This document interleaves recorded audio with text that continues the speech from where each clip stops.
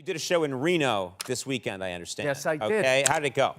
In comedy, there are two principles everyone knows: setup Making fun of the military, you know, which you can't do now. and payoff. Yeah, the guy who flies the fighter jet, okay, and has missile shot at him, that guy's a hero. However, if you're the guy that like points in the direction that the plane takes off in, Every joke has both, the catch and release inherent to all comedy, but what makes or breaks a joke is what comes in between. The build. was even a dude, he lost his legs, he almost fell out of his chair, dying laughing. This is where you insert minor setups and payoffs, hint at the conclusion, play with audience expectations, and draw viewers deeper into your story. So when the payoff comes, it hits all the harder.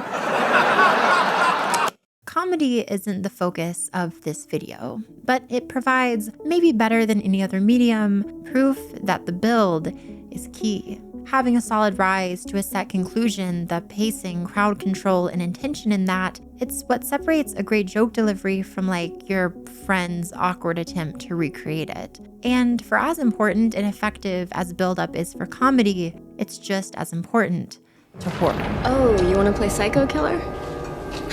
Can I be the helpless victim? Horror, at least the kind of mainstream, not so art house horror that makes all the money, has made kills kind of a central feature of its design. Nothing draws in a horror fan like a great gory death effect. But just as essential to a great kill as that disgusting payoff is a rise that makes it feel well deserved. A scene of great horror should be structured like a great joke. And a horror scene without proper buildup, well, it's kind of like that attempt by your friend at retelling a joke.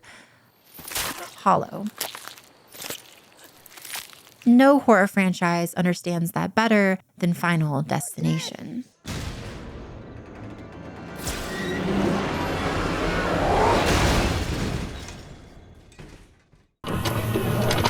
Wait.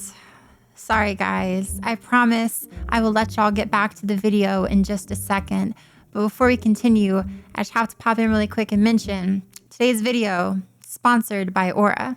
Final Destination is one of my favorite series for just how terrifying it makes everyday objects and situations feel. But in the real world, there's plenty to fear already without death trying to even the score with you. One thing that I'm personally quite scared of is having my personal information spread onto the internet. As a person with a pretty substantial following online, it can be a little scary to know people out there might want to take my information.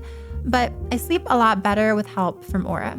Aura is a digital security company offering protections on your digital assets. They protect your finances, offer antivirus software, help prevent identity theft, keep your information off the dark web, and more. Since using Aura, I've personally felt much safer in my data browsing and security.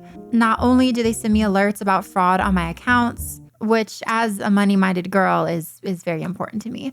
They also offer a VPN and even show me my credit score. Aura really is an all-in-one resource for internet security. And you can get a 2-week free trial of the software while also supporting the channel in a major way by using my partnered link at aura.com/makingmediamatter. Again, that is aura.com/makingmediamatter. And thank you to Aura for sponsoring this video. Now, back to it. The 5, soon-to-be 6 film series is, in my view, nearly flawless. Special asterisks reserved for a not-so-exceptional 4th entry. And the reason for Final Destination's perfection is that not only does it understand build-up as a key element of horror, it makes that build the focus.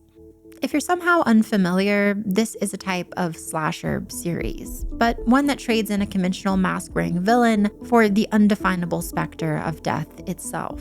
Each film begins with a massive disaster, be it a plane crash, pileup, roller coaster malfunction, or bridge collapse, and then flashes back through time to give our central protagonist a vision of what's to come. They inevitably freak out, flee the scene, and in the process, take with them a band of survivors who death must then even the score with. But this isn't a death that comes in the form of disease or natural causes. It's a death bent on making these new kills even more miserable than our protagonist's intended demise. Each murder becoming not just a moment of horror, but a drawn-out scene of tension, as death sets in place an elaborate system of dominoes that, in grotesque beauty, fall perfectly onto one another. A misplaced cup short circuits a temperature dial. A falling coat rack drops a shelf. A tube of lotion jams a door.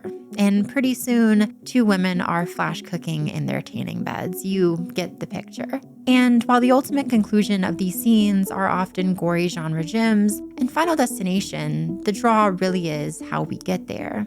Seemingly unconnected moments and elements fall into place like pieces in a puzzle. And much of the joy in watching these films is in seeing that picture come together. It's the leading reason why I'd argue that this series, second to maybe just like Friday the 13th, is kind of peak comfort horror for me. It's undeniably satisfying to watch. And with a fresh entry into the franchise set to give us all new iconic kills in May, I thought, what better time than now to explore in depth what makes for a perfect Final Destination death. How these films perfect build-up to give us some of the best horror moments ever put to screen. And what better way to do that than by, fittingly for such a horrific franchise, conducting a kind of autopsy on one of the very greatest. Final Destination 5 is a kind of miracle. The rare sequel past 3 that manages to maintain the charm, spirit, and freshness of its source material. Of course, that's achieved in a wide variety of ways, a pretty fun cast, slight spins on franchise conventions, but when it comes to really earning its place in the Final Destination series, 5 shines most in its kills. Despite other entries having already played on essentially every mundane fear imaginable, from the dentist to pool drains, Final Destination's 5th entry still finds clever ways to play with audience expectations in the kind of normal scenarios that freak us out just a little bit. There's an agonizing massage parlor scene involving acupuncture, a workplace mishap that will forever have you scared of heavy machinery, and a scene involving LASIK eye surgery that I swear was on the short list for this in-depth breakdown. But if I'm to truly talk about a perfect Final Destination kill from this film, it's gonna be one that checks every last box. It needs to be stressful as hell, needs to throw in a good few turns of the screw, pun intended, as we'll see, and it needs to leverage that build-up to create a payoff that makes you grit your teeth and coil back in your seat. It needs to be the gymnastics scene. Candace. The scene begins as any great Final Destination kill does, in a fairly mundane, seemingly safe environment.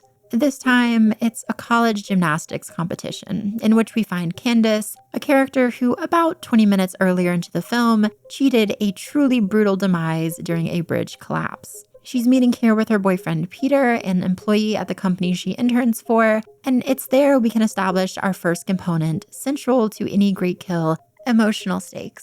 It might seem backwards for a franchise that so routinely kills off characters to spend any time building them up as interesting people, establishing relationships and quirks for them, but to truly draw the audience into a scene of horrific death, to create effective build-up before the sequence even starts, you need to make them feel for the life being lost. Taking a page from the Final Destination 3 book, this scene chooses to do so by bringing our victim's boyfriend along for the ride.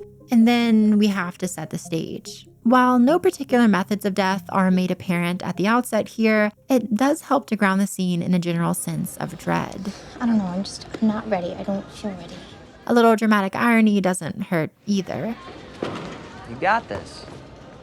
And then, finally allowed to enter the arena where all the impending horror will unfold, we can really take off. Setting up those dominoes we talked about earlier, long before we ever reveal their purpose. A loose bolt in the gymnastics bar, a busted AC system that rattles to life, a fan with an exposed wire brought in to cool down the space. Knowing the structure of a Final Destination film by this point in the series, it's no real surprise that something is going to go wrong. But the gears are only just now turning as to how that might happen. And then, for any doubters, a callback to earlier in the film fully seals the fate of this scene's lead. Oh, what are those for? Oh, it's just something I do to relax me. And for luck. Before she even has time to react, she's rushed into the scene. And in sync with Candace, death now begins a performance of its own. Water dripping from the air conditioning above, and a single screw landing face up on the balancing beam where Candace now performs. And now we fully enter another key element of all the best Final Destination kills, a slow, agonizing game of tension and release. We know what's coming, or at least we think so. There have, of course, been fake-out deaths in this franchise before, but generally we can trust that Candace won't make it out of this scene alive.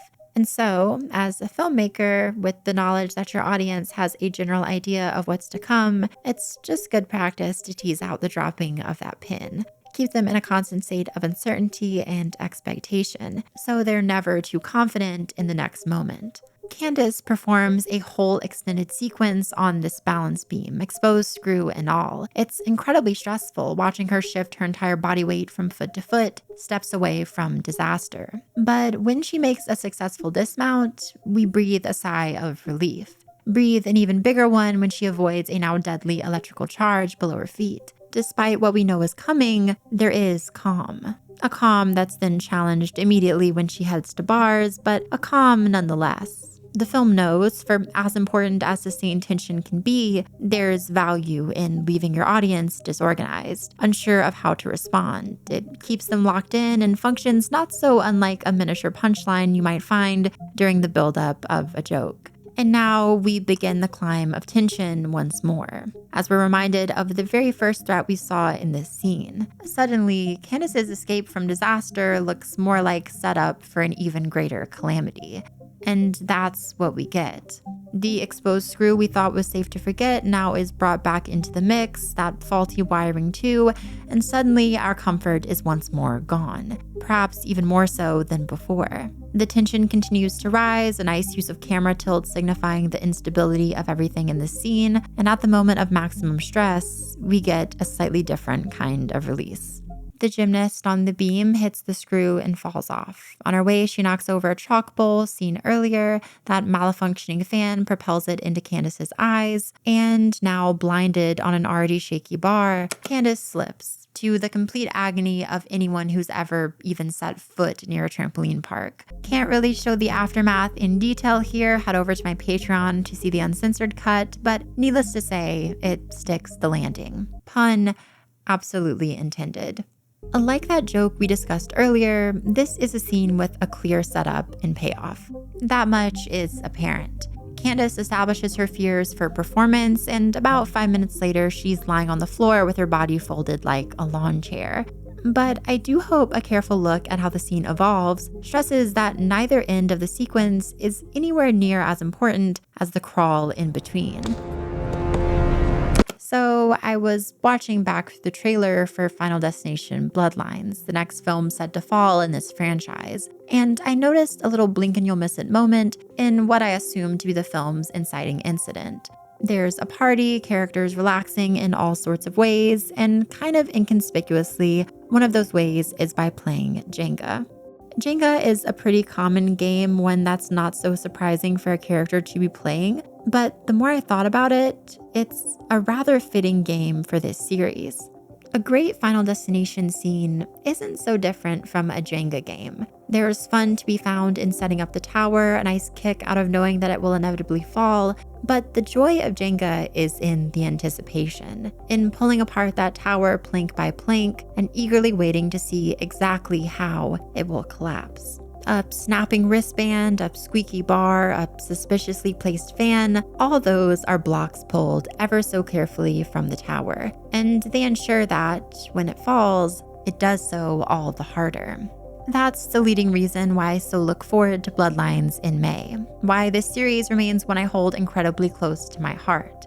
Because where other horror films might focus solely on shock factor and gross out novelty, this is the unique series where the final destination is only as important as the journey you take to get there.